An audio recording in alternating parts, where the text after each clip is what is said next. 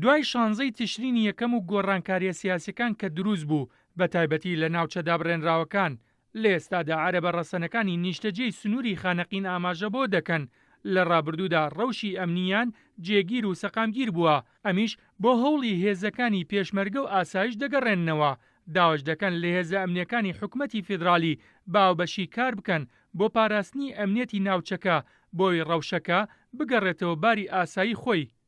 ماكو فرق سنة وشيعة وكرد كنا أخوة. هیچ جیاوازیەک نییە لە نێوان کورد و عەرەب و تورکمان و شیعە و سوننە و کاکەیەکانیشدا.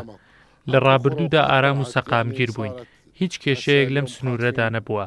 بەڵام لە دوو مانگی ڕابردوودا چەند ڕووداوێک ڕوویداوە ئەمیش هەموو پێکاتەکانی بێزار کرد.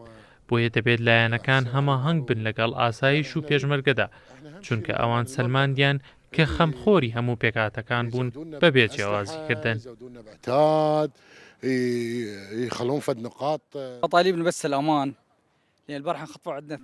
داواکاریمان ئارامی و سەقامگیری فراهەم بکرێت وەک جاران و ڕەوشەکە بگەڕێتەوە و هەمومان دڵخۆش بین و ترس و دڵە ڕاوچێمان نەبێ چونکە لە ڕابردوودا ئاسایش و پێشمەرگە دۆسی ئەمنی سنوورەکەیان گرتبوو زۆر ئارام بووین ئێستا ڕەوشەکە ئاسایی نییە و خەڵک مەترسیان هەیە.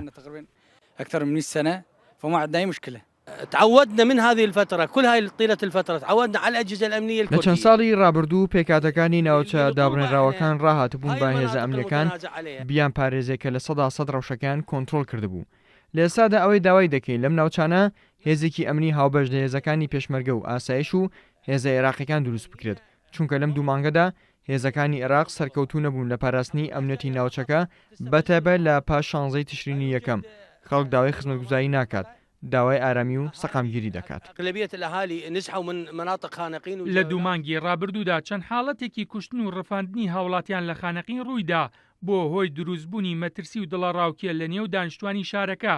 بۆیە پێکاتەکانی خانەقین داوا لە هێزە ئەمنیەکانی حکومەتی فیدرالی دەکەن هەماهەنگی لەگەڵ هێزەکانی ئاسایش و پێشمەرگە دروستکەن بۆ ئەوەی جارێکی تر ئارامی و ئاسایش بۆ سنوورەکە بگەڕێتەوە. بێستون سەلام، کورسات نیوز، خانەقین.